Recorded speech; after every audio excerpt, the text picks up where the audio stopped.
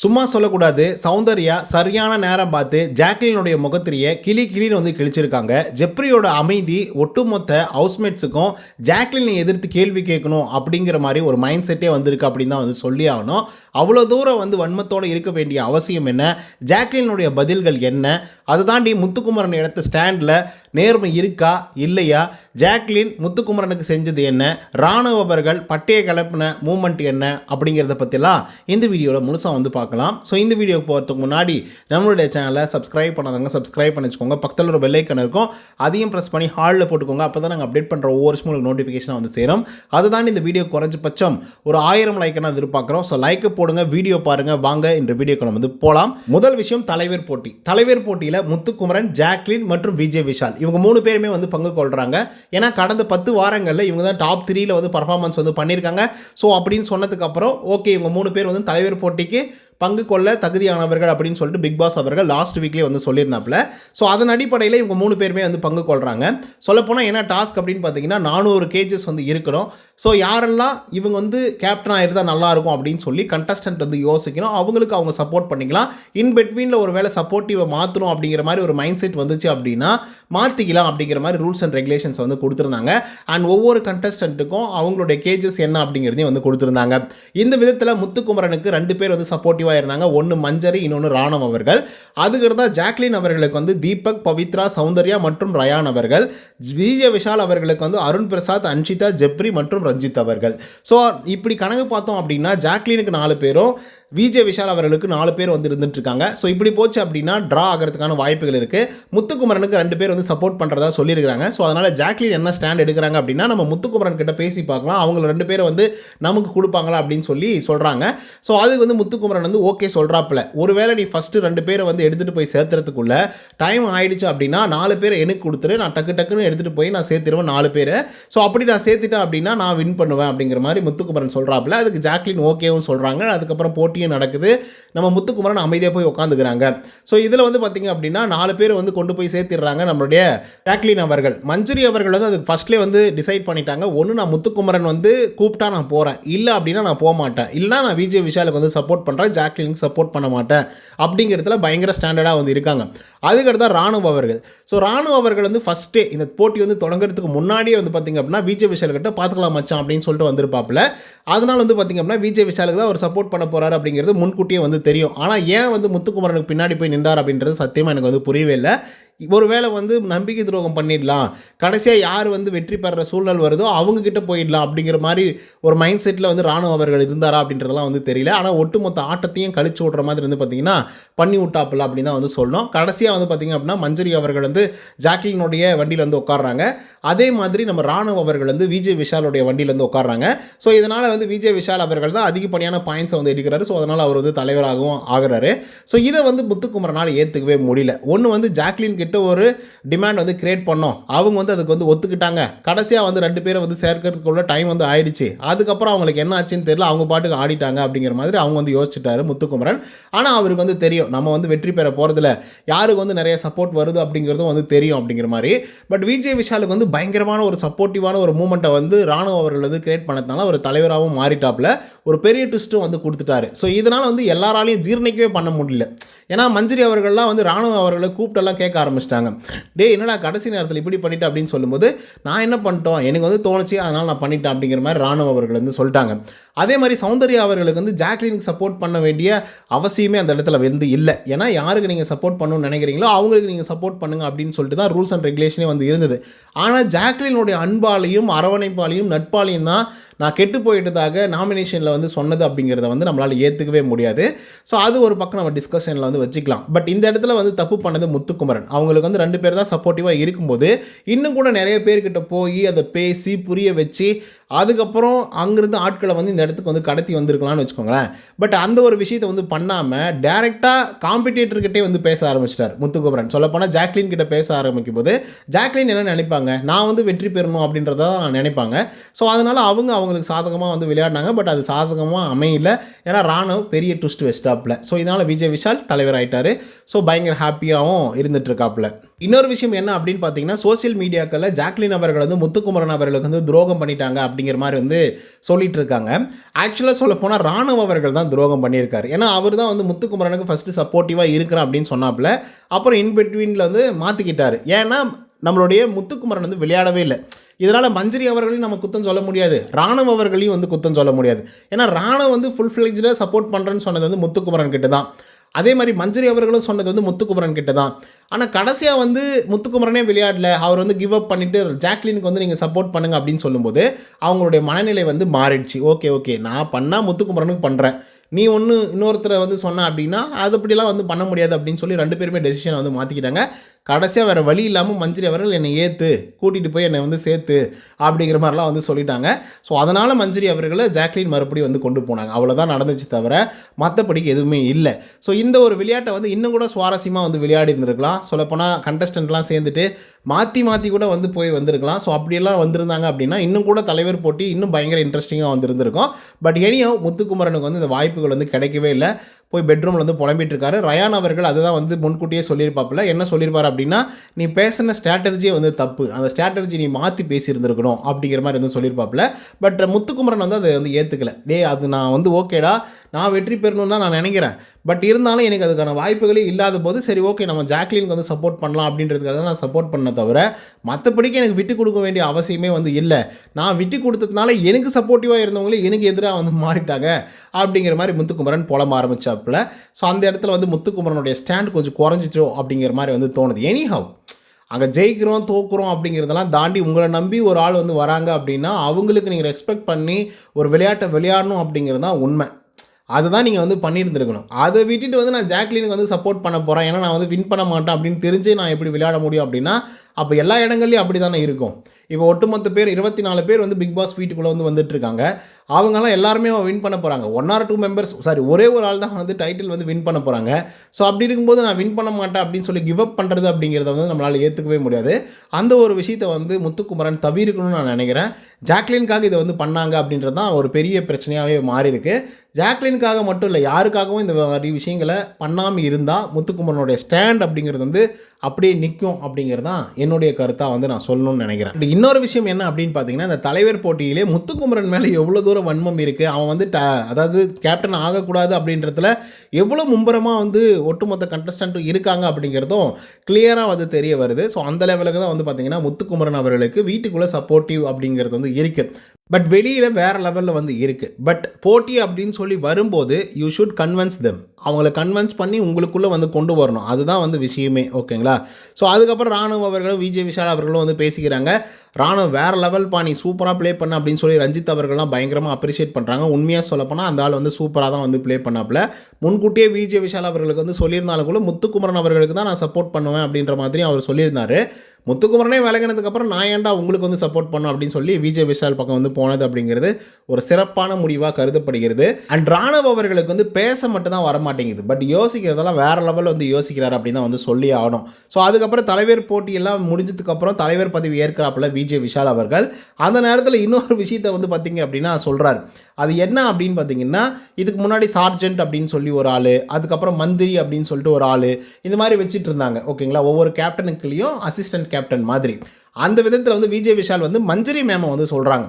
எதுக்காக சொல்கிறார் அப்படின்னா, அவர் வந்து சூப்பராக பேசுவாங்க, பேசுகிறத தாண்டி நிறைய டெசிஷன்ஸ் வந்து எடுப்பாங்க, நானும் அவங்ககிட்ட இருந்து நிறைய விஷயங்களை கற்றுக்கிட்டோம் அப்படின்னு சொல்லிட்டு நான் நினைக்கிறேன்.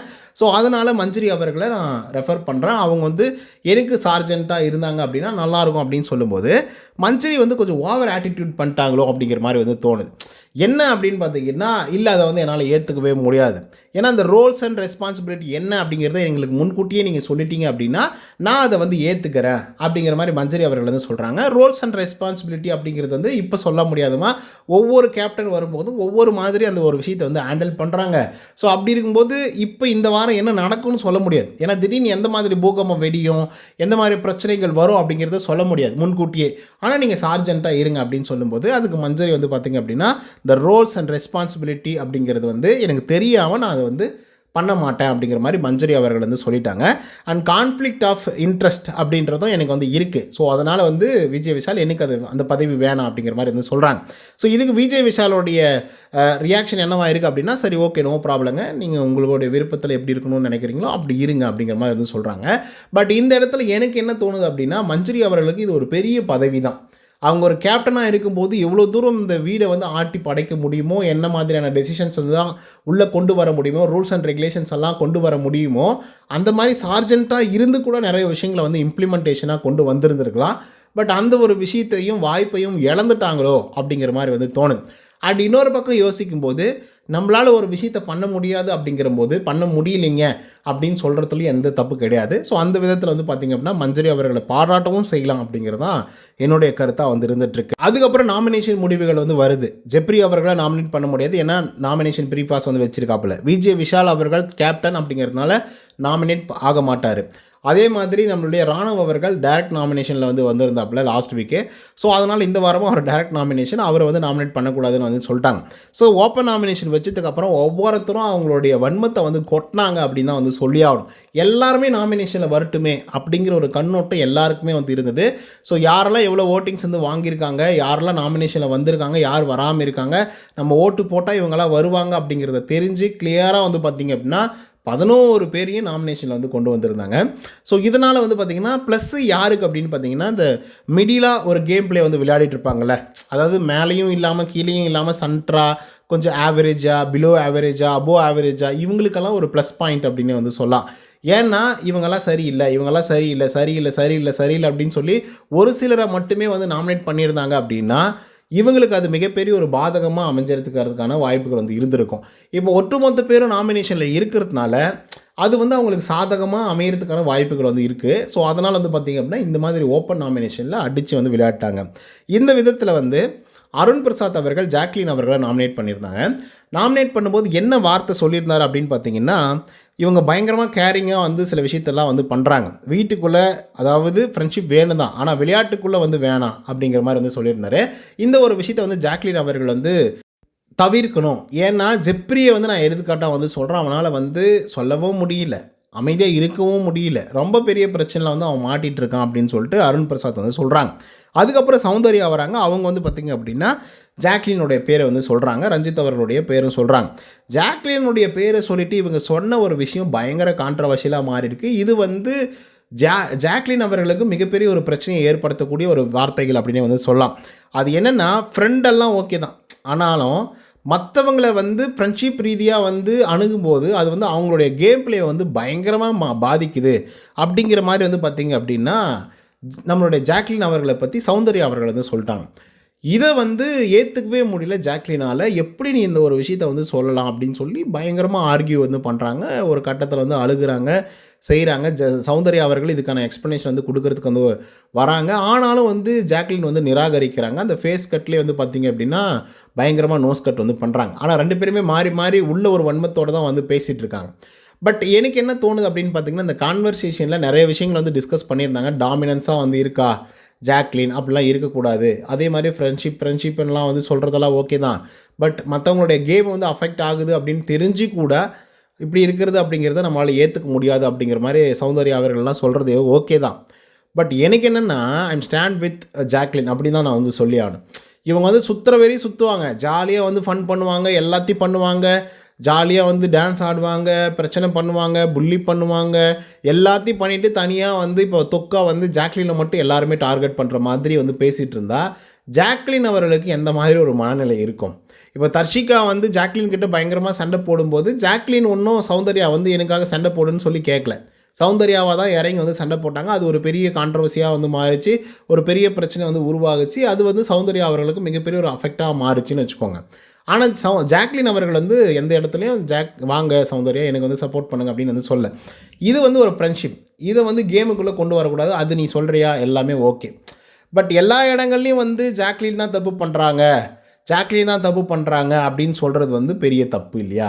ஸோ நீங்கள் கூட தான் வந்து கோவா கேங்கில் இருக்கீங்க, நீங்கள் புள்ளி பண்ணுறீங்க, பயங்கரமாக பிரச்சனை பண்ணுறீங்க, ரியாக்ஷன் பண்ணுறேன் அப்படிங்கிற பேரில் மற்றவங்களை வந்து அசிங்கப்படுத்துகிறீங்க. ஸோ இதெல்லாம் இதுக்கெல்லாம் காரணம் ஜாக்லின் அப்படின்னு சொல்லி ஒட்டுமொத்தமாக பழியெல்லாம் தூக்கி ஜாக்லின் பேரில் வந்து போட்டுட்டோம் அப்படின்னா நம்ம எஸ்கேப் ஆகிடலாம் அப்படிங்கிற ஒரு மனநிலையாக என்னெல்லாம் தெரியல. இன்னொன்று என்னென்னா, இந்த கேங்குள்ளேருந்து வெளியே வந்துட்டோம் அப்படின்னாவே நமக்கு வந்து ஒரு பெரிய ப்ளஸ்ஸாக வந்து பார்க்கப்படுது, மக்கள் வந்து அதை ஆதரிக்கிறாங்க அப்படிங்கிற மாதிரி மனநிலை ஜெப்ரி அவர்களுக்கும் மாறி இருக்கு, சௌந்தர்யா அவர்களுக்கும் இப்போதைக்கு வந்து மாறி இருக்கு, அண்ட் ரஞ்சித் அவர்களுக்கும் மாறி இருக்கு. ஸோ இதனால தான் எல்லாருமே வந்து ஜாக்லின் அவர்களை எதிர்க்கிறாங்க. அது என்னால் ஏற்றுக்க முடியல. ஏன்னா எல்லாரும் ஒன்றா சேர்ந்து எல்லா களவாணித்தனங்களும் பண்ணீங்க. இப்போ வந்து ஒருத்தனை மட்டும் கை நீட்டி இவன் தான் எல்லாத்துக்கும் காரணம் அப்படின்னு சொன்னால் அதை ஏற்றுக்க முடியாது அப்படிங்கிறது தான் என்னுடைய நிலைப்பாடு. இதுக்காக நான் முழுக்க ஜாக்லின் அவர்களுக்கு சப்போர்ட் பண்ணுறேன் அப்படிங்கிற மாதிரி கண்ணோட்டத்தில் என்ன பார்க்காதீங்க ப்ளீஸ். இந்த ஒரு இஷ்யூக்காக மட்டும்தான் நான் வந்து சொல்லிகிட்டு இருக்கேன். ஸோ அதை வந்து நீங்கள் புரிஞ்சுப்பீங்க அப்படின்னு நான் நினைக்கிறேன். அதுக்கப்புறம் வந்து பார்த்திங்க அப்படின்னா, அருண் பிரசாத் வந்து மறுபடியும் ராணுவ கிட்ட வந்து சொல்லிட்டு இருக்காப்புல, கிச்சன் கிட்ட.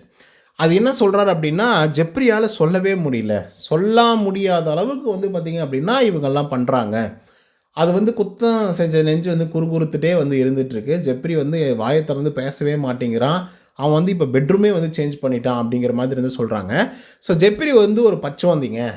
அவனை வந்து சர்வை பண்ணிக்கிறதுக்காக இந்த கேமுக்குள்ளே வந்து இன்னும் நாட்கள் வந்து இருக்கணும் அப்படின்றதுக்காக ஜெப்ரி அவர்கள் என்ன வேணாலையும் பண்ணலாம் அப்படிங்கிற ஒரு மனநிலையிலையும் அதே மாதிரி மைண்ட் செட்லேயும் வந்து பார்த்திங்க அப்படின்னா இருந்துகிட்ருக்காப்புல. அப்படி இருக்கக்கூடிய ஒரு ஆளை வந்து ஜாக்லின் தான் வந்து அஃபெக்ட் பண்ணிட்டாங்க செஞ்சுட்டாங்க அப்படின்றது வந்து எங்களால் ஏற்றுக்க முடியாது. ஏன்னா அப்படி எதுவுமே எனக்கு தெரிஞ்சு ஜெப்ரி அவர்களுக்கு வந்து ஜாக்லின் பண்ண மாதிரி எனக்கு தெரியல. இவங்களாக தான் எல்லாருமே கோவா கேங்குள்ளே வந்து ஆட் ஆனாங்க. அதே மாதிரி இவங்களா எல்லாருமே ரூல்ஸ் அண்ட் ரெகுலேஷன்ஸ் எல்லாமே வந்து போட்டுட்டு இருந்தாங்க. கடைசி இப்போ அந்த ஒரு பிரச்சனை வந்ததுக்கப்புறம் அப்படியே எல்லாருமே தனித்தனியாக விலகி நிற்கிறதெல்லாம் ஓகே தான். விலகி நின்றதுக்கப்புறம் வந்து ஜாக்லின் ஒன்று ஃபோர்ஸ் பண்ணி ஜெப்ரி வாடா என் கூட இருறா நம்மளாம் கேங்குடா அப்படின்னு சொல்லி ஒன்றும் யாரும் எதுவுமே வந்து சொல்லவே கிடையாது.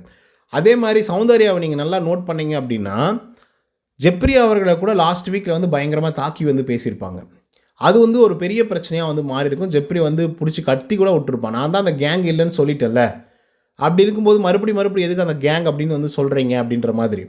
ஸோ சௌந்தர்யா அவர்கள் கிளியராகவே வந்து பார்த்தீங்க அப்படின்னா ஜாக்லின் அவர்களையும் ஜெப்ரி அவர்களையும் அட்டாக் பண்ணி தான் பேசுகிறாங்க. இப்போ அவங்க அந்த கேங்கை விட்டு வெளியே வந்துட்டேன் அப்படிங்கிறத காட்டுறதுக்காக நிறைய விஷயங்கள் வந்து பண்ணுறாங்களோ அப்படிங்கிற மாதிரி வந்து தோணுது.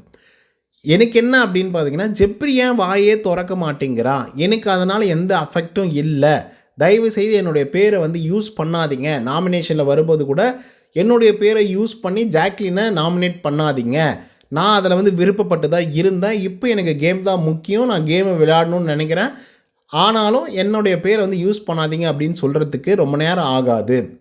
ஆனால் அவர் அமைதியாகவே இருக்கிறதுனால அதனால் அஃபெக்ட் ஆகிறது அந்த குரூப்புக்குள்ளே இருந்த கேங்கில் இருந்த ஜாக்லின் அவர்கள் தான் அஃபெக்ட் ஆகுறாங்க அப்படிங்கிறது தான் உண்மை.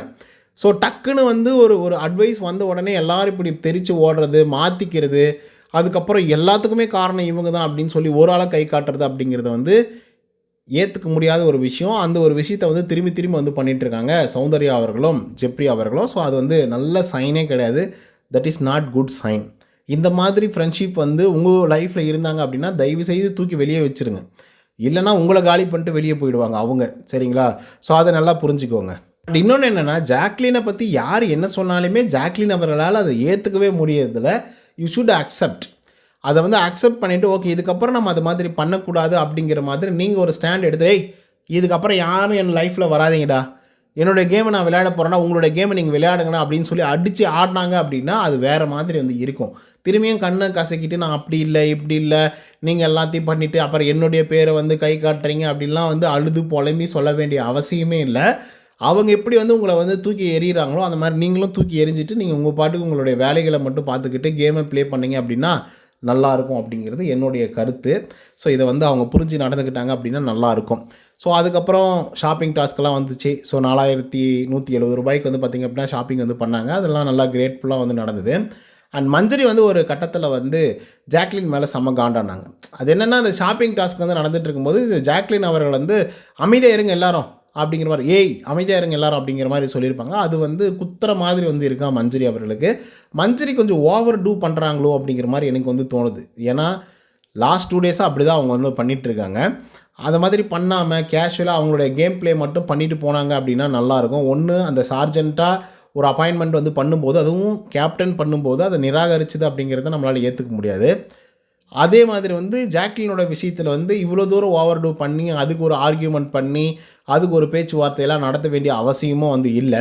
ஸோ இப்போ வந்து எல்லாரும் டார்கெட் பண்ணுறது யாராவா இருக்குது அப்படின்னு பார்த்தீங்கன்னா ஜாக்லின் அவர்களாக தான் வந்து இருந்துகிட்ருக்கு. ஏன்னா அவங்க தான் குரூப்பிசம் ஃபார்ம் பண்ணாங்க, குரூப்பில் வந்து இருக்காங்க, அவங்க தான் தலைவியாக இருக்காங்க, எல்லாத்துக்கும் அவங்க தான் காரணம் அப்படின்னு சொல்லி அவங்களுக்குள்ளே இருக்கக்கூடிய ஆட்களையும் அவங்கள வந்து எதிர்த்துட்டு இருக்காங்க. ஸோ இதனால் ஷைன் ஆக போகிறது ஜாக்லின் தான், அதில் எந்த விதமான மாற்று கருத்துமே இல்லை. ஆனால் பிசறாமல் நிறைய விஷயங்களை வந்து பண்ணணும் ஜாக்லின். அப்படி இல்லை அப்படின்னா ஜாக்லின் மாட்டிப்பாங்க அப்படிங்கிறது தான் இந்த வீடியோ மூலமா நான் தெரிவிக்கிறேன்.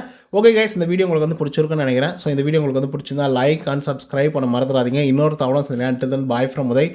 நன்றி, வணக்கம்.